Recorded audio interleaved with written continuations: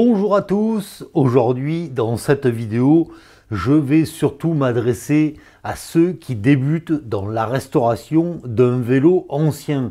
Alors bien sûr, pour restaurer un vieux vélo, il va vous falloir un minimum d'outillage et c'est ça qu'on va voir. Alors je vais vous donner plusieurs conseils. Le premier, c'est de ne pas acheter trop d'outils. On n'a pas besoin d'avoir tout ça pour commencer la restauration d'un vieux vélo. Mon conseil, c'est surtout d'acheter les outils qui vous sont utiles.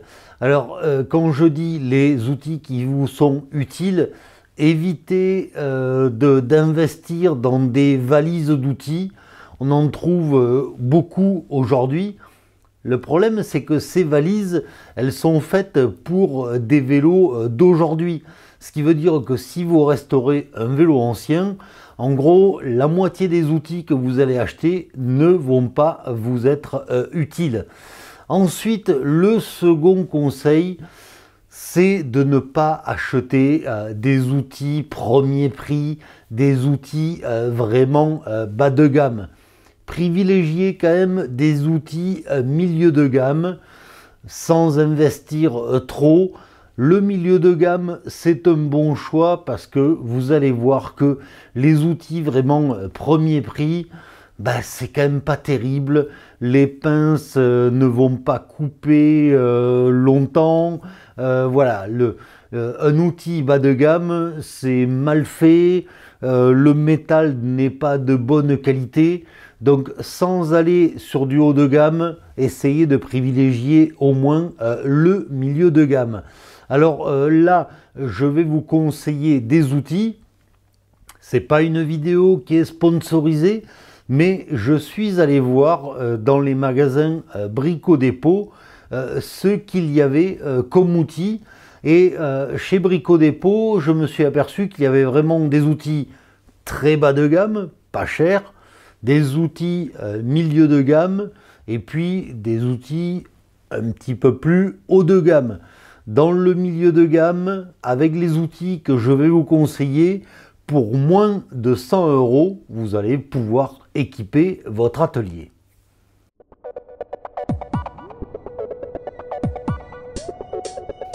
Les trois premiers outils que je peux vous conseiller d'acheter, ce sont des clés plates et notamment des clés de 8, 9, 10 et 15. Alors, 8, ça va vous permettre de bloquer tous les câbles sur les dérailleurs et sur les freins. 10, ça va vous permettre de bloquer des freins. Et 15, c'est intéressant parce que ça va vous permettre de bloquer et de démonter des pédales. Donc ces clés, si vous les achetez en milieu de gamme, vous allez les trouver pour 3-4 € chacune.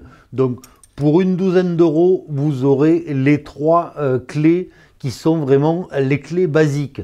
Vous pouvez acheter des clés plates et vous pouvez acheter aussi des clés à pipe. Des fois, c'est plus pratique. Maintenant, on va voir autre chose qu'on peut acheter et qui est vraiment très utile. En plus de ces clés qui sont vraiment la base, je vous conseille d'avoir un tournevis avec une lame d'environ 3 mm.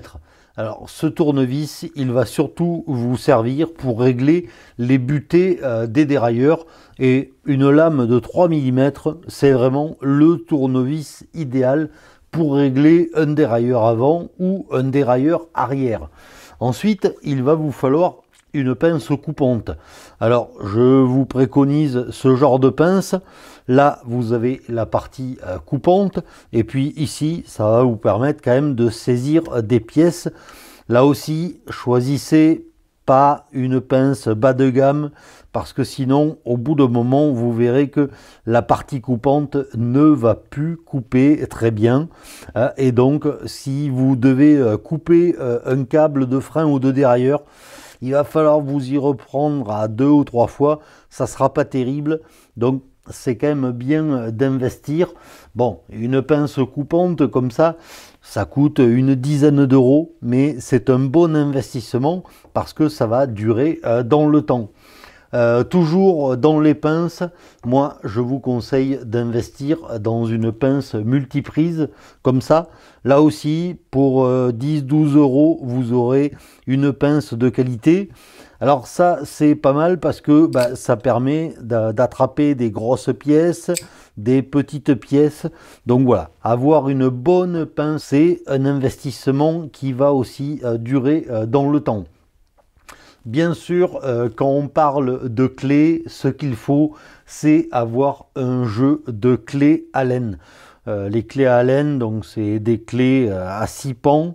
Ça se vend souvent par jeu. N'achetez pas le premier prix parce que c'est vrai que j'ai vu des clés Allen à 4 euros. Mais bon, c'est quand même pas du bon métal. Et si vous investissez une quinzaine d'euros, vous aurez un jeu complet. Alors c'est sûr que les clés qui servent le plus souvent, c'est la 4, la 5 et la 6 mm. Mais voilà, ça se vend en jeu complet. Mais avoir un bon jeu de clés à Allen, ça c'est toujours bien. Une autre pince qui sert toujours, enfin une pince, c'est une clé à molette. Avoir une bonne clé à molette qui ouvre jusqu'à 32, bah, c'est quand même pas mal parce que l'avantage de la clé à molette, c'est qu'elle va s'adapter. Donc si vous n'avez pas les clés qui vont bien, grâce à la clé à molette, vous pourrez toujours bloquer et débloquer quelque chose. Donc voilà, investir dans une bonne clé à molette, là aussi on est sur une quinzaine d'euros, mais c'est quelque chose qui est plutôt bien. Alors là on est vraiment sur des outils, on va dire, de bricolage, hein. On n'est pas sur des outils qui sont dédiés au vélo. Maintenant, ce qu'il faut vraiment avoir de base dans les outils qui sont vraiment dédiés au vélo, ça je vous l'ai déjà dit, mais il vous faut un dérive-chaîne. Un dérive-chaîne, celui-là doit coûter une quinzaine d'euros. Alors je l'ai acheté chez Intersport. Là aussi, je ne suis pas sponsorisé. Mais voilà, pour une quinzaine d'euros, vous aurez un dérive-chaîne. Et ça, c'est quand même pas mal. Alors, ce que vous pouvez acheter aussi, suivant le vélo que vous avez, c'est un arrache manivelle. Donc, le plus courant, c'est l'arrache manivelle de 22. C'est le standard aujourd'hui. Ça va vous permettre de démonter des manivelles Shimano, des manivelles Campagnolo. Voilà, celui-là aussi, on le trouve partout dans toutes les grandes surfaces dédiées au sport. Voilà, un arrache manivelle. Bon, là aussi, il y en a pour 15-20 euros. Mais ça, voilà. Là, vous avez vraiment, je pense, les outils basiques qui vont vous permettre, alors, pas de démonter entièrement un vélo, mais de faire quand même, allez, 80% de la restauration d'un vélo.